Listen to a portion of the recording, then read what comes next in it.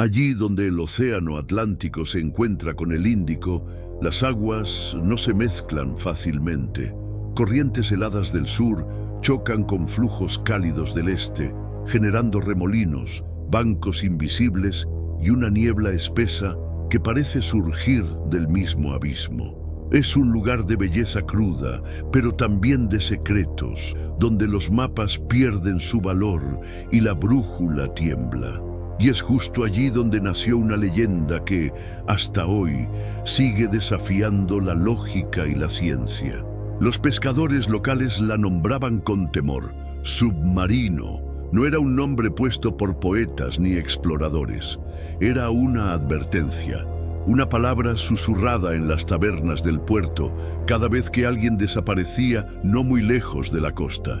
Nadie sabía exactamente qué era, pero todos sabían que existía un monstruo silencioso, tan grande como una embarcación que cazaba sin dejar rastro. Los primeros relatos eran vagos, un barco que tembló sin motivo, una sombra que pasó bajo el casco, redes arrancadas del fondo como si hubieran sido mordidas por un dios. Eran historias que navegaban entre el mito y la alucinación, hasta que apareció una prueba. Una fotografía borrosa de una aleta gigantesca. A partir de ese momento, la leyenda dejó de ser solo un murmullo. Biólogos marinos, periodistas sensacionalistas y hasta cineastas se lanzaron al Cabo Occidental con cámaras y medidores de sonar, buscando capturar a la criatura. Esta es la historia de un fantasma marino, de un tiburón sin rostro que marcó a Sudáfrica por décadas, porque en esta historia, como verás, la verdad es tan profunda y engañosa como el mar mismo. ¿Desde qué parte del mundo nos estás viendo? Déjanos tu ubicación en los comentarios y no olvides suscribirte para sumergirte en más historias como esta. ¿Cómo puede una criatura de tamaño colosal pasar desapercibida en uno de los océanos más patrullados del mundo? Esa es la primera pregunta que divide a los expertos, porque si el submarino realmente existe, ha logrado burlar radares, sonares, cámaras térmicas, drones y redes satelitales durante más de 40 años. No es magia, es estrategia. Los tiburones blancos, conocidos por su poder y agudeza sensorial, tienen un patrón de movimiento que puede predecirse. Nadan en rutas costeras, se aproximan a presas por debajo y usan emboscadas rápidas. Pero el submarino parecía operar bajo un principio diferente: el silencio total, un vacío acústico que confundía hasta los equipos militares. Algunos oceanógrafos propusieron una teoría fascinante. Este animal no emitía ondas de eco perceptibles porque cazaba verticalmente, desde lo profundo hacia la superficie, sin desplazamientos horizontales detectables. Esta forma de ataque lo convertiría en un fantasma digital, invisible incluso para las máquinas que escuchan el mar. Además, existe una zona conocida como la capa de sombra sonora, donde los cambios de temperatura del agua distorsionan las ondas acústicas. Si el submarino vivía entre esa capa y el fondo marino, tendría una autopista de invisibilidad natural. Se movería entre ecos falsos, como un eco sin origen. Las pruebas indirectas apoyan esta idea. En varias ocasiones, registros de sonar mostraron breves picos de masa grande, ascendiendo rápido, pero desapareciendo antes de que se pudiera identificar. Como si algo subiera a la superficie, atacara y volviera a hundirse en un segundo, sin dejar rastro, solo caos. Comparado con los grandes depredadores conocidos, el submarino rompe el molde. No era territorial, no seguía patrones migratorios, no se mostraba para intimidar. Todo en él era función: cazar, devorar, desaparecer. Como si fuera una máquina biológica programada para evitar el contacto humano hasta que decide lo contrario. Y esa inteligencia aparente es lo que más asusta a los expertos, porque no hablamos de un simple animal grande, sino de un comportamiento atípico, adaptativo. Un depredador que selecciona cuándo y cómo rebelarse y que parece tener conciencia del peligro que representan los humanos o quizás desprecio absoluto por nuestra tecnología. En este punto, la comunidad científica se divide entre dos bandos: los que creen que estamos ante una combinación de exageraciones y errores de lectura de datos, y los que, en voz baja, admiten que hay algo que no encaja, algo que no hemos catalogado, algo que vive bajo nosotros en las profundidades no iluminadas, porque el océano no es nuestro, es una oscuridad con leyes propias. Y si realmente existe un tiburón fuera de escala, silencioso como una sombra y preciso como un misil, entonces no estamos cazándolo. Él es quien nos está estudiando, esperando, y el día que decida salir, no habrá advertencia. Junio de 1970, 30 kilómetros al sur de Ciudad del Cabo. El capitán retirado Mark Hilson navegaba con 3 jóvenes marineros rumbo a las zonas de pesca profundas. Era una mañana sin viento, el mar tan plano como un espejo, pero algo emergió en la distancia, una aleta más grande que cualquier vela, cortando el agua en línea recta. Era tan alta como un hombre y se deslizaba sin ondulación alguna. Al principio, creyeron que era una ballena, pero cuando la criatura se aproximó, el casco de su barco comenzó a vibrar. Hilson ordenó detener motores. Uno de los tripulantes, en pánico, disparó un arpón hacia la sombra sumergida. El proyectil alcanzó el objetivo. Un rugido sordo subió por el agua. La criatura desapareció, dejando una estela roja y el barco marcado con un profundo rasguño. El muchacho que lanzó el arpón desapareció 3 semanas después, en un accidente en la costa. Su cuerpo nunca fue recuperado. A partir de entonces, Hilson no volvió a hablar públicamente del submarino. Solo decía que el mar no olvida. Y durante años, ese ataque fue tratado como una alucinación de marineros ebrios. Hasta que apareció otro evento, 1986. En plena era del apartheid, una patrulla naval detectó en los radares un objeto enorme desplazándose bajo el agua. Al principio pensaron que era un submarino soviético, dada la forma, la velocidad y el patrón de profundidad.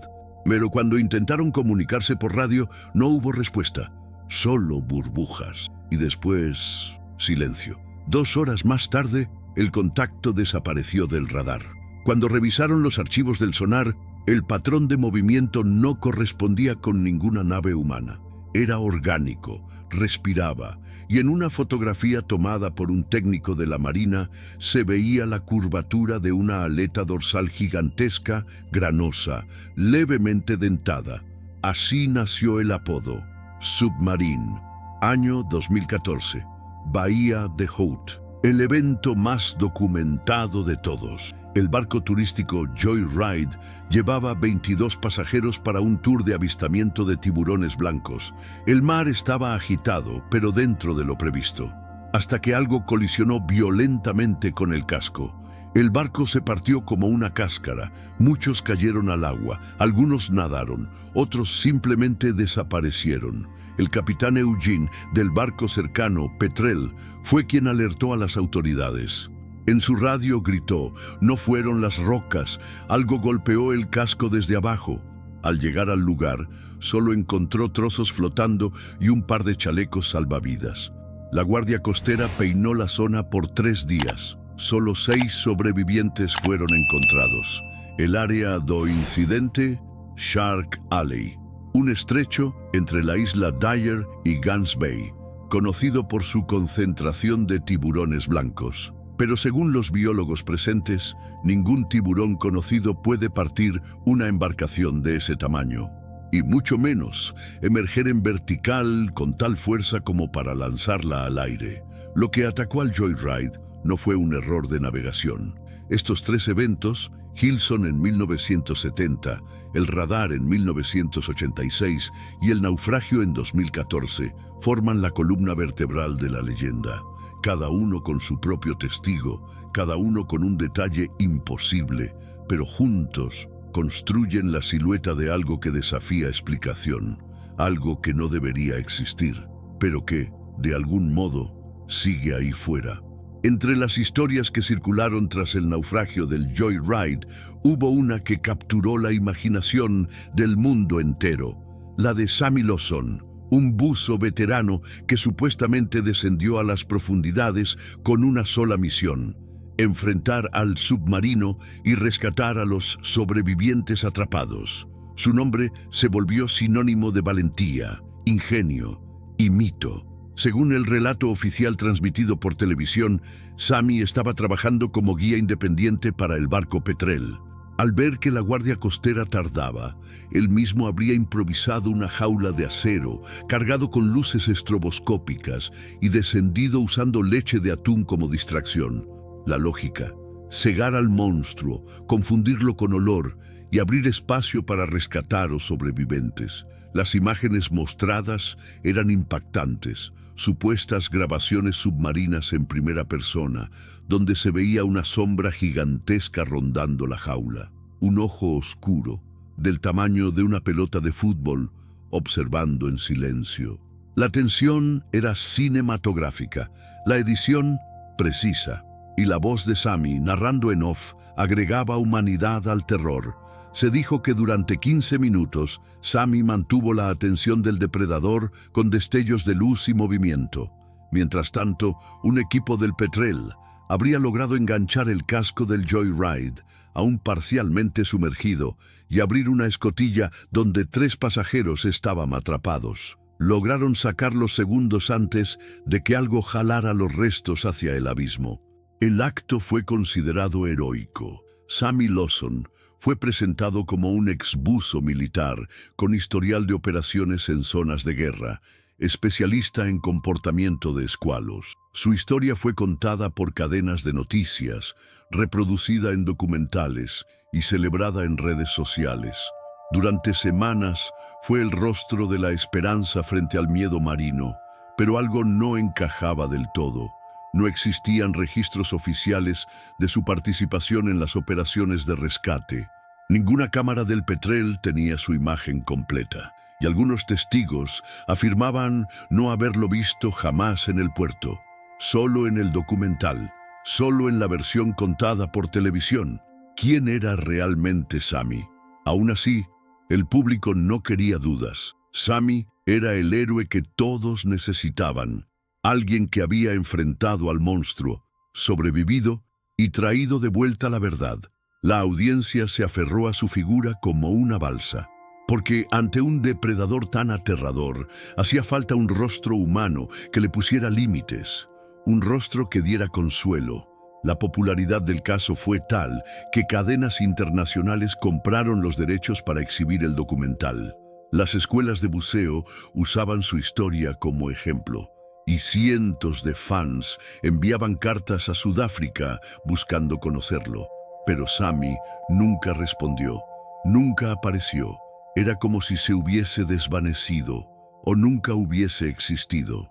La pregunta latente quedó sin respuesta por años. ¿Fue Sammy un verdadero héroe o parte de algo más grande, algo que apenas empezaba a revelarse?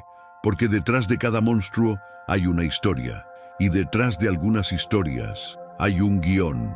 El mar estaba en calma cuando sucedió, demasiado calma, como si el océano contuviera el aliento.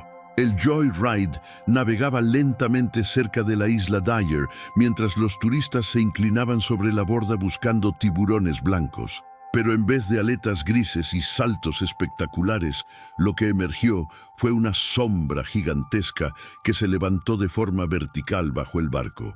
No hubo aviso, solo un golpe seco y un crujido metálico que heló la sangre.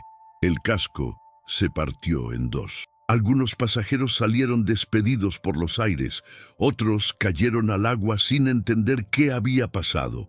Un segundo después, el resto del Joyride comenzó a hundirse. No fue por fuego, no fue por error humano, fue por algo que lo había golpeado con la fuerza de un tren submarino. Los gritos no duraron mucho. Testigos a bordo del Petrel describieron cómo el agua se tragó a varias personas en segundos. Una mancha de sangre se expandió en el canal. Luego emergió una aleta enorme, negra, marcada con lo que parecía una cicatriz antigua, curva, como si alguien la hubiera herido décadas atrás. El mar se estremecía, y el miedo también. Fue entonces cuando Sammy Lawson, según la versión oficial, descendió en la jaula improvisada. Las cámaras del documental mostraban el instante exacto en que la criatura se acercaba, una silueta que cubría toda la pantalla, ojos fijos sin párpado, dientes como columnas. El tiburón no atacaba por hambre, atacaba por territorio. En un momento clave, Sammy habría activado un haz de luz ultravioleta que desorientó brevemente al animal. Fueron apenas segundos, pero bastaron para que los rescatistas liberaran la compuerta lateral del casco y extrajeran a los 3 últimos sobrevivientes. Una de ellas, una mujer de 24 años, afirmó haber visto el ojo de la muerte a través del cristal. El submarino frustrado habría golpeado la jaula una vez más antes de desaparecer hacia el fondo. Nunca volvió a emerger. Solo quedaron remolinos, fragmentos flotando y un silencio total. El mar había hablado y su rugido no necesitaba repetirse. En minutos, toda la zona fue evacuada. Los helicópteros llegaron tarde, muy tarde.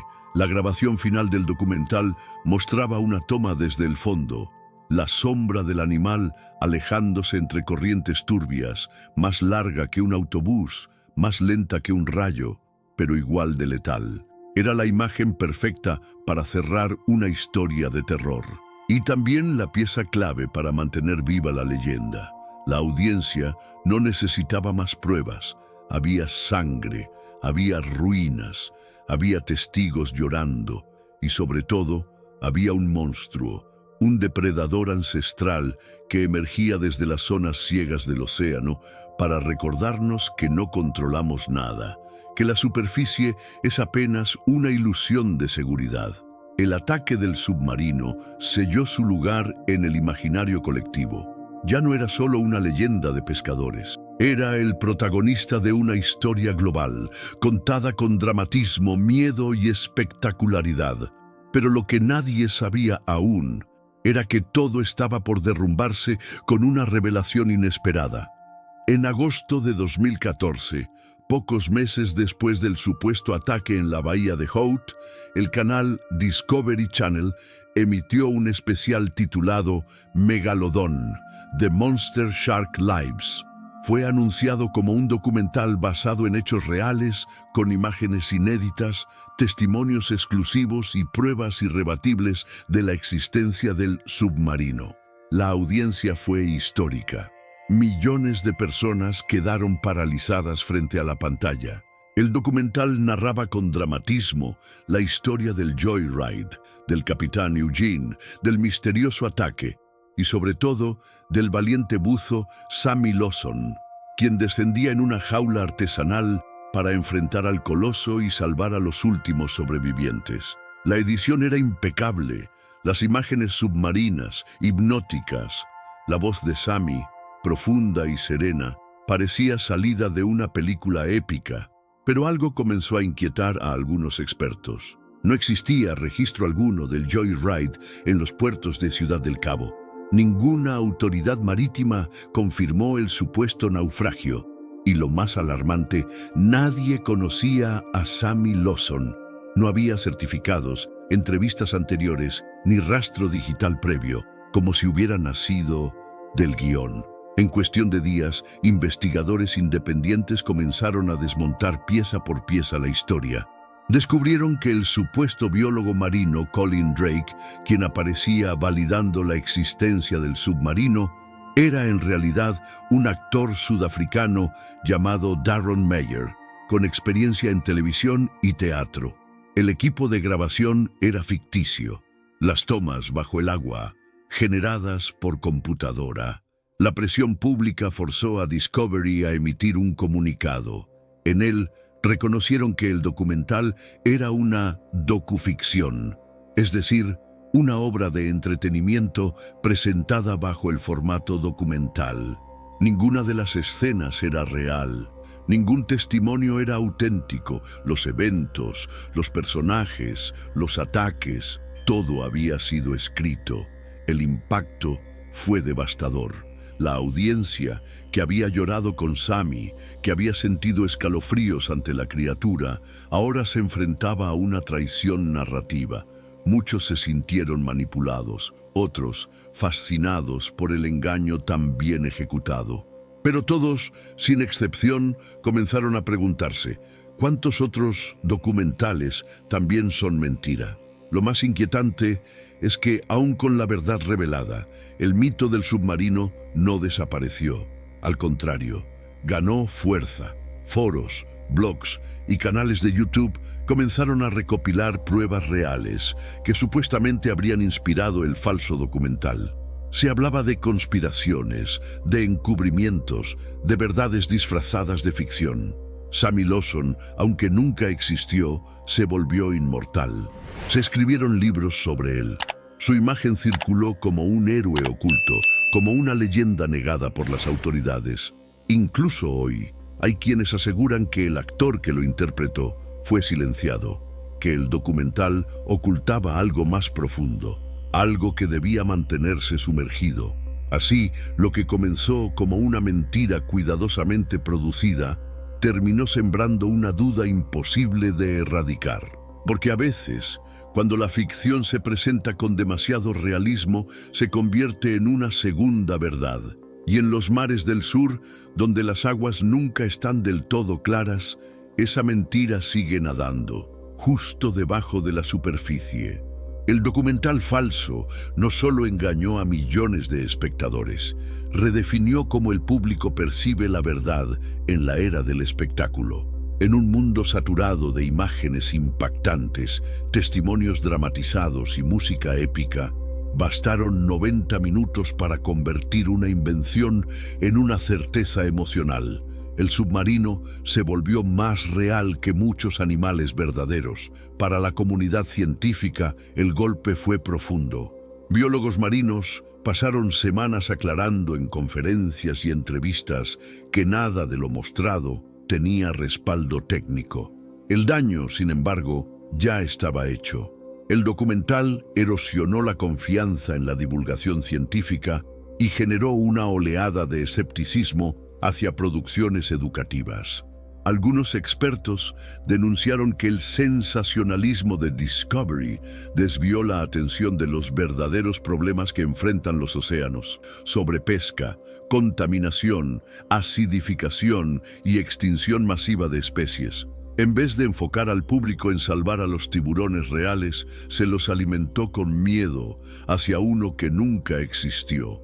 Al mismo tiempo, el fenómeno reveló algo fascinante: la necesidad humana de monstruos, de figuras que personifican lo incontrolable, lo salvaje, lo que no podemos dominar. En ese sentido, el submarino cumplió una función mitológica. Fue el Leviatán moderno, surgido no del abismo marino, sino del abismo mediático. Las redes sociales jugaron un papel esencial en mantener viva la llama. Videos virales, reacciones en YouTube, artículos que mezclaban hechos reales con ficción y teorías conspirativas con millones de visualizaciones. La criatura se volvió meme, leyenda y amenaza, todo al mismo tiempo. Una paradoja flotante que nadie quería soltar. Algunos medios alternativos comenzaron a explotar el éxito del submarino para promover sus propios contenidos sobre monstruos marinos, anomalías no explicadas y pruebas ocultas del megalodón. Lo que antes era un nicho de curiosos se convirtió en un mercado rentable alimentado por la duda y el deseo de creer. Irónicamente, el escándalo también sirvió como estudio de caso en universidades. Se discutió en cursos de comunicación, filosofía, antropología y biología. El submarino dejó de ser solo un monstruo inventado para transformarse en una lección sobre la fragilidad de nuestra percepción de la verdad. Incluso dentro de la comunidad conservacionista hubo quienes reconocieron un beneficio inesperado. El miedo al tiburón gigante generó una oleada de interés por la fauna marina. Más jóvenes quisieron estudiar oceanografía, más personas comenzaron a investigar sobre tiburones reales y más ONGs reportaron apoyo financiero tras la transmisión del documental.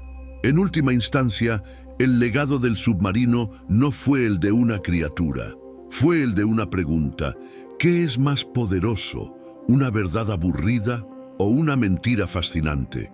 Y mientras el océano siga ocultando sus secretos, siempre habrá espacio para que un monstruo, real o no, nade entre ellos. Desde los primeros mitos humanos, el mar ha sido sinónimo de lo desconocido.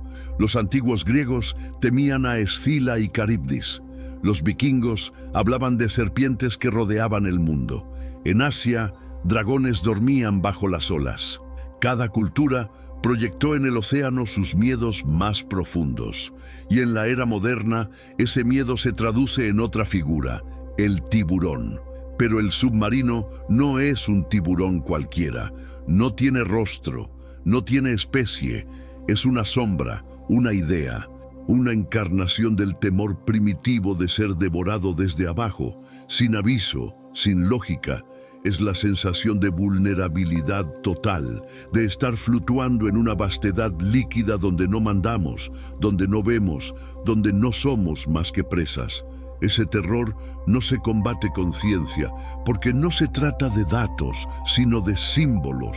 El submarino es el eco contemporáneo de las quimeras medievales, de los dragones que protegían mapas inexplorados, una advertencia que no busca ser entendida, sino respetada. Una metáfora flotante del caos que el ser humano no puede controlar. El documental falso, sin querer, despertó algo real. Nos recordó que aún hay partes del mundo que no hemos conquistado, que ni satélites, ni drones, ni ciencia forense pueden penetrar completamente el misterio del océano, y en esa grieta de ignorancia crecen las leyendas. Allí habita el submarino. En el fondo, nos atraen los monstruos porque nos devuelven el lugar que olvidamos, el de criaturas pequeñas, frágiles, temporales. Enfrentar una sombra bajo el agua es, también, enfrentar la verdad de nuestra propia insignificancia. Y aunque nos cueste, lo necesitamos, porque la arrogancia mata más que cualquier depredador. Además, hay una belleza poética en la duda. ¿Y si fuera cierto? ¿Y si el submarino existiera desafiando todas las reglas, nadando lento bajo continentes, eludiendo radares, burlando documentales? ¿Qué haríamos con una verdad así? ¿La estudiaríamos o la encerraríamos en otra mentira? Las criaturas gigantes siempre nos obligan a elegir. ¿Queremos entenderlas o solo temerlas? ¿Queremos preservarlas o eliminarlas? La historia del submarino revela más sobre nosotros que sobre el mar. Muestra nuestras ansias de control, nuestra fascinación por lo extremo y nuestra facilidad para creer en lo que alimenta el alma, no el intelecto. Tal vez por eso el submarino sigue vivo, no en las aguas del sur, sino en la memoria colectiva, en cada ola que rompe sin razón, en cada silencio demasiado largo en el sonar, en cada sombra que pasa bajo el casco de un barco y desaparece. No hace falta que sea real, basta con que lo temamos, porque mientras existan profundidades, existirán monstruos, no porque estén allí, sino porque los necesitamos. Y mientras el agua siga siendo oscura, mientras el fondo no tenga rostro, habrá siempre una sombra esperando. No es el submarino, es lo que él representa, el otro lado del espejo marino, nuestro reflejo más antiguo. En la costa sur de África, donde el viento arrastra sal y antiguos suspiros, hay playas donde nadie camina de noche, rocas que los pescadores evitan, corrientes que cambian sin motivo, y hay un canal estrecho entre dos islas donde el sol parece hundirse más rápido, como si huyera. Allí, aún hoy, el agua murmura cosas que los humanos prefieren no escuchar. Los restos del Joyride nunca fueron encontrados. Las coordenadas del supuesto ataque no figuran en los mapas oficiales, pero en Shark Alley los guías locales señalan un punto en el horizonte y dicen: ahí fue. Lo dicen en voz baja, con respeto, no importa si fue verdad o ficción. Ese punto ya pertenece a algo más grande que la lógica. Algunos aseguran que el submarino fue visto después del documental, una aleta solitaria en una madrugada de niebla, un sonido grave en una grabación submarina, una red desgarrada sin explicación. Ninguna de estas pruebas fue confirmada, pero tampoco desmentida, porque en el mar no todo puede comprobarse. A veces basta con sentirlo. En los bares del puerto, el nombre Sami Lawson aún circula como si hubiese existido. Los niños dibujan al tiburón gigante en los muros. Los turistas preguntan por el documental como si fuera un reportaje auténtico. Y cada tanto, alguien jura haber conocido a alguien, que conoció a alguien, que estuvo allí. El documental cayó en descrédito, sí, pero no desapareció. Sigue disponible en rincones de Internet. Se proyecta en aulas como advertencia. Se estudia como fenómeno cultural, pero también se comparte como si fuese una historia prohibida. Porque aunque sea mentira, sigue siendo poderosa. Y eso, para muchos, es suficiente. En las profundidades del Atlántico e Índico, donde convergen temperaturas, presiones y corrientes, los científicos aún admiten que hay zonas inexploradas, ecosistemas enteros sin registrar, formas de vida que nunca han visto la luz. ¿Es imposible que algo como el submarino exista? No, solo es improbable. Y en el mar, la improbabilidad es rutina. El submarino fue una mentira narrada con belleza. Pero las mentiras también tienen eco. Sirvió como espejo de nuestros miedos y como testimonio de nuestra vulnerabilidad. Nos recordó que lo desconocido no se conquista, se respeta, y que, a veces, las historias son más verdaderas que los hechos, porque nos transforman. Tal vez nunca sepamos de dónde vino esta leyenda. Tal vez fue un fragmento de memoria mezclado con marketing. O quizás fue un monstruo real que aprovechó la ficción para desaparecer mejor. Lo cierto es que el mar, como los mitos, no borra, solo cubre, como una ola que esconde y revela al mismo tiempo. Y así termina esta historia, pero no su sombra, porque el mar no olvida. Y en cada remolino oscuro, en cada vibración inexplicable bajo un casco, en cada sueño húmedo de medianoche, hay algo que vuelve, que acecha, que no necesita nombre ni prueba, solo espera.